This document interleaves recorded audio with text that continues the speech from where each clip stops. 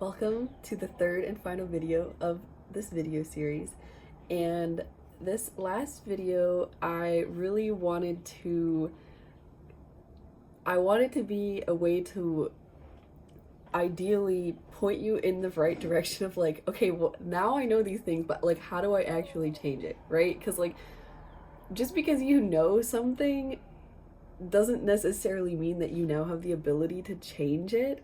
And I like kind of like we all know that budgets are important, right? And yes, like different things work for different people, but like the many ways that a budget can look like we know that like that it's important and that it's kind of necessary.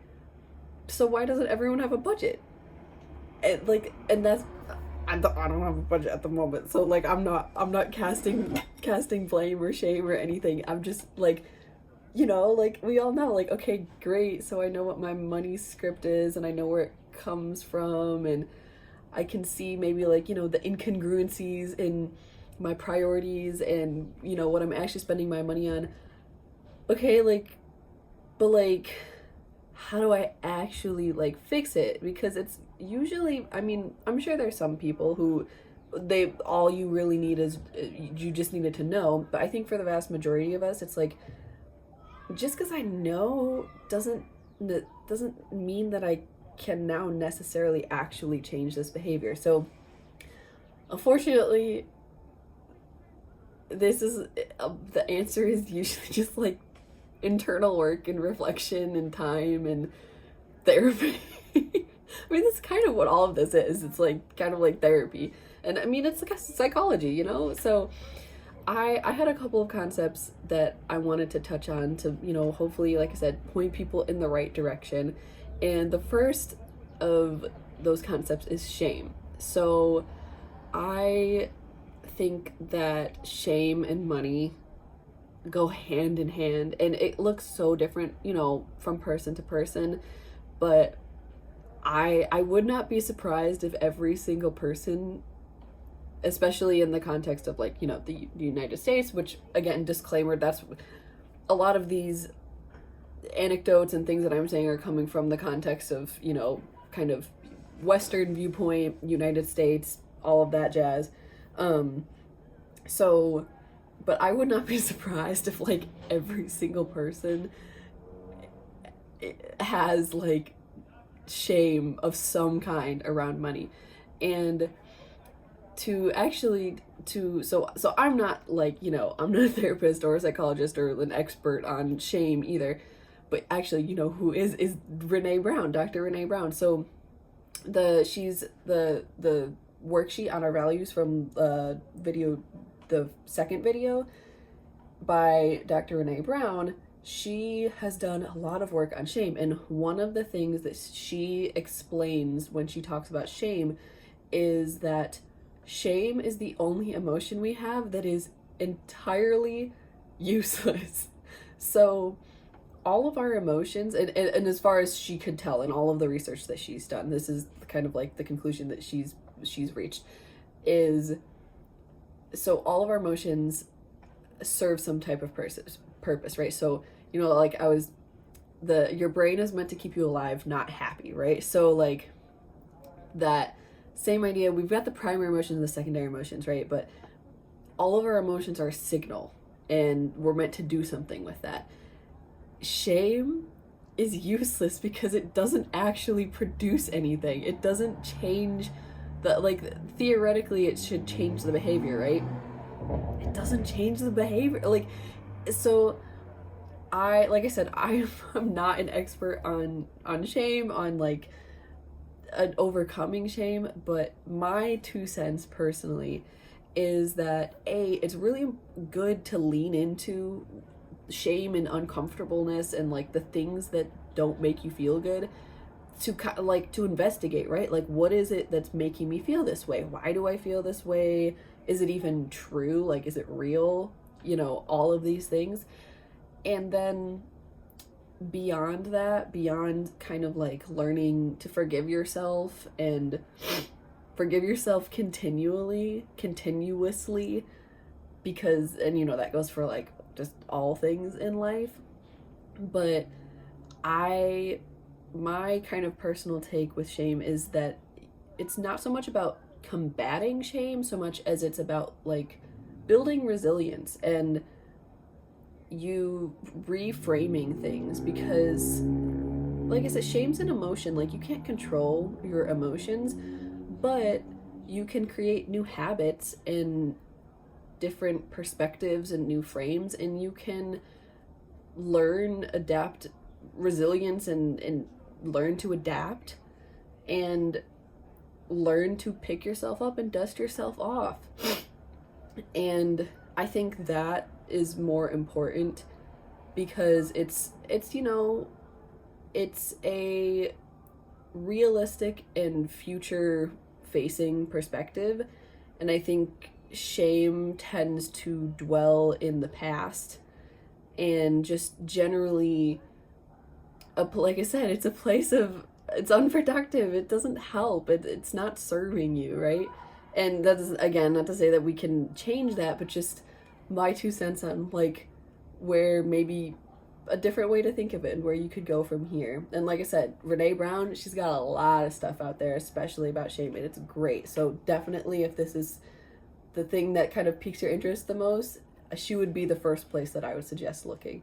And then my second concept is fairly similar. It's self-worth, and particularly if one of your money scripts is money status, which is the one where you correlate like your self-worth is like your net worth, and you might have a lot of outward displays of wealth. In general, of course, it's so important to be able to build a self-worth that comes like from internal validation and internal cues, but just in general,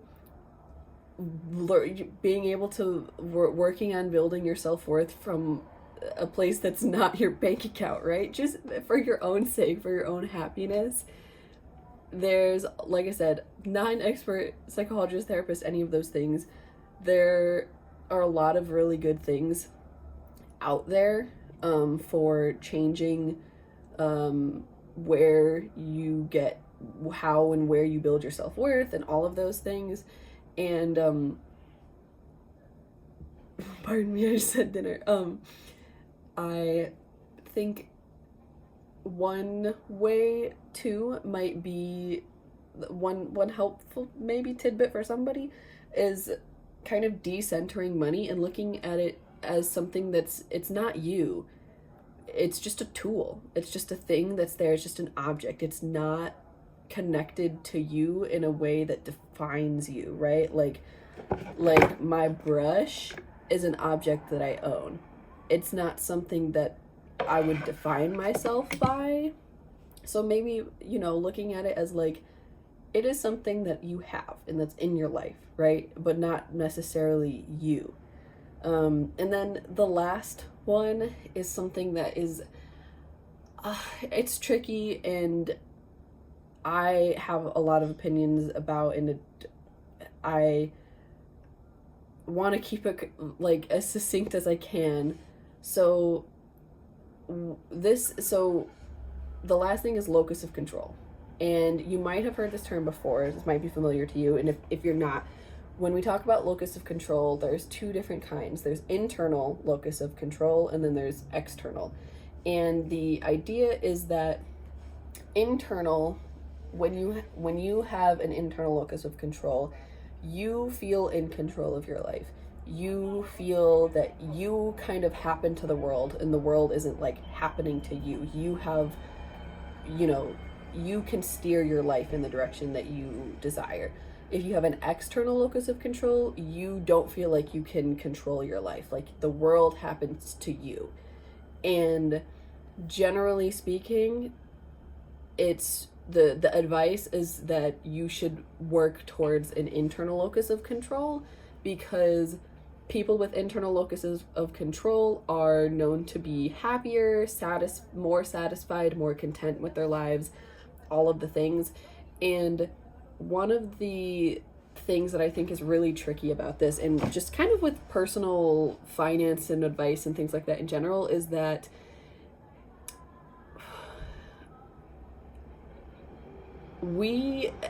I think we all can agree that like we can't control the things that happen to us, we can't control the cards that we're dealt from birth to from cradle to grave, right? Like, we cannot control these things.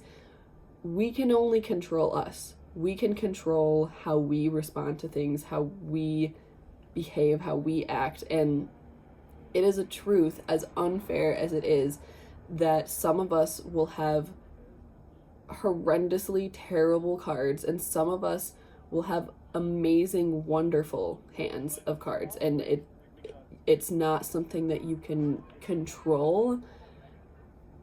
But I think that all of us deserve to have the feeling of like security and control that you get when you have an internal locus of control. I feel like I've been saying control like so much. It's like not turning into a non-word, but we all deserve to feel that we have some degree of control in our lives. And it is true that we can control us, right? And I think that's kind of the idea. And I say this especially as somebody who does kind of lean towards an external locus of control, and also as somebody who has had some things in my life happen that have irrevocably changed the course of my life and the things that I am able to achieve and do that are just, that can't be changed, that I have no control over their existence or that kind of reality. But I can control how I respond to it, and I think the goal for all of us, right, is some degree of happiness and satisfaction and pride and content. And that can look super different from person to person, and I think it's more about focusing on, you know, what you do have, which, oh man, I'm not gonna lie, I always hated hearing about how important gratitude is, and I still feel bad telling people like, be grateful, but it's just focusing on the good things and knowing it, you know, it's the way that we all know that you can be happy with only a little bit, and it's just what that little is made of that's so important, and that you can be very unhappy with a lot of money, and like that it's just, I think, the next step forward. Like, what is the next best step from here? You know, what are a few achievable goals? What are some things in my life that, you know, I might not be able to change this giant, massive thing, but what's something that would make it a little bit better? And I think that is something we all deserve to have, that feeling of internal locus of control, and you are the only constant in your life. And it's the same thing with building resilience.